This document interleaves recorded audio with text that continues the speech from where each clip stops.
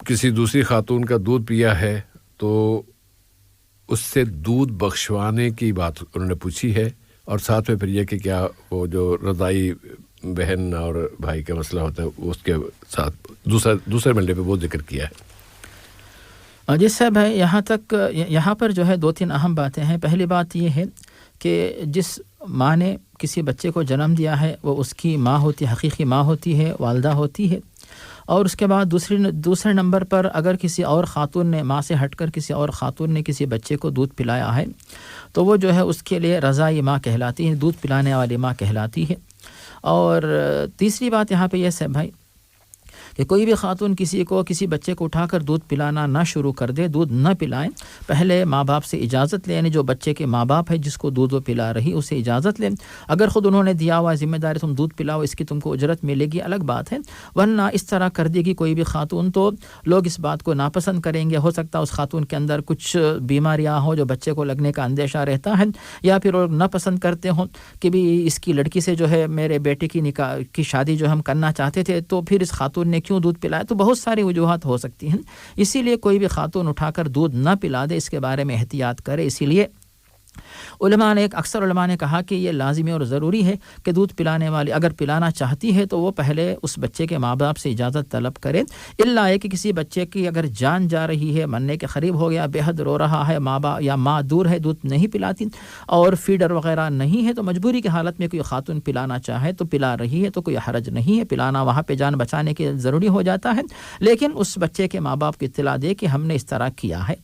یہ تو ہوگی پہلی بات سے بھائی۔ اور دوسری بات جو ہے اس طرح کا جو معاملہ ہے کہ دودھ کا قرض یا دودھ بخشوانا، ایسا کوئی تصور اسلام میں نہیں ہے، کیونکہ دودھ پلانا یہ ماں کی ذمہ داری ہے، بچے کو دودھ پلاتی ہے، اور اس دودھ پلانے والی ماں کو جو ہے اس کے نان نفقے کی ذمہ داری اس بچے کے باپ پہ آتی ہے، جیسا کہ اللہ تعالیٰ نے قرآن مجید میں سورۃ البقرہ میں واضح فرما دیا کہ وَعَلَى الْمَوْلُودِ لَهُ رِزْقُهُنَّ وَكِسْوَتُهُنَّ بِالْمَعْرُوفِ، کہ ماں چونکہ بچے کی دیکھ بھال کرتی ہے، دودھ پلاتی ہے، اور اس کی صحت کا خیال رکھنا جو ہے وہ اس شخص کی ذمہ داری ہے جو اس بچے کا باپ ہے۔ تو اب آپ کی ذمہ کچھ بھی نہیں کہ چونکہ اس نے آپ کو دودھ پلایا ہے، بے شک آپ اس کی قدر کرے، احترام کرے، اس کو پیسے وغیرہ دے، مثلا کہ اس نے مجھے دودھ پلایا ہے، لیکن دودھ بخشوانے کا کوئی تصور دین اسلام میں نہیں، اس کا یعنی دین اسلام سے کوئی تعلق نہیں، اس بات کو پہلے ذہن میں رکھیے۔ تو صاحب بھائی آدھا سوال تو ختم ہو گیا۔ جی اب اس کے بعد آتی ہے بات سے بھائی کہ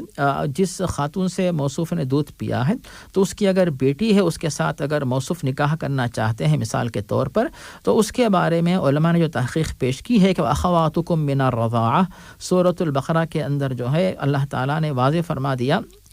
کہ سورۃ النساء کے اندر اللہ تعالیٰ نے واضح کیا کہ اخواتکم من الرضاعہ، کہ وہ خواتین یا وہ لڑکیاں جن سے نکاح کرنا مسلمانوں کے لیے حرام ہے، ان میں دودھ شریک بہنیں یہ بھی جو ہے شامل کی جاتی ہیں۔ تو دودھ شریک بہن کا مطلب یہ ہوتا ہے کہ آپ نے جس ماں سے دودھ پیا ہے مثال کے طور پہ، اگر اسی ماں سے کسی اور لڑکی نے بھی دودھ پیا ہو، یا پھر اس ماں کی جو ہے کوئی بیٹی ہو مثال کے طور پہ، تو اس کے ساتھ آپ نکاح نہیں کر سکتے، لیکن آپ جو ہے اس ماں کے لیے جو جس کا دودھ آپ نے پیا ہے، حرمت اسی وقت ثابت ہوتی ہے اس لڑکی کے ساتھ نکاح کرنا جبکہ اس کے اندر جو ہے کئی شرائط پائی جائیں۔ پہلی شرط یہ ہے کہ آپ نے جو دودھ پیا ہے جس خاتون سے، جب آپ کی عمر 2 سال سے کم رہی ہو، ایک تو ہوگی یہ بات، اور دوسری بات یہ ہے کہ آپ نے جو 5 رضعات معلومات 5 دفعہ الگ الگ اوقات میں آپ نے جو ہے دودھ پیا ہو، اور 5 دفعہ آپ نے پیٹ بھر کے جو ہے دودھ پیا ہو۔ تو اس طرح اگر آپ نے کیا ہو تو 2 سال سے کم عمر تھی ہو آپ کی، 5 الگ الگ اوقات میں آپ نے دودھ پیا ہو، ہر دفعہ پیٹ بھر کر اگر آپ نے دودھ پیا، ایسی صورت میں ہی رضاعت کی تحریم ثابت ہوتی ہے، ورنہ 2 سال کی عمر یعنی زیادہ 2 سال سے بڑھ گئی عمر جب آپ نے دودھ پیا، یا ایک دفعہ آپ نے پی لیا، صرف ایک دفعہ آپ نے کچھ گھونٹ پی کے چھوڑ دیا، تب یہ حرمت ثابت نہیں ہوتی۔ جسے بھائی جزاک اللہ خیر۔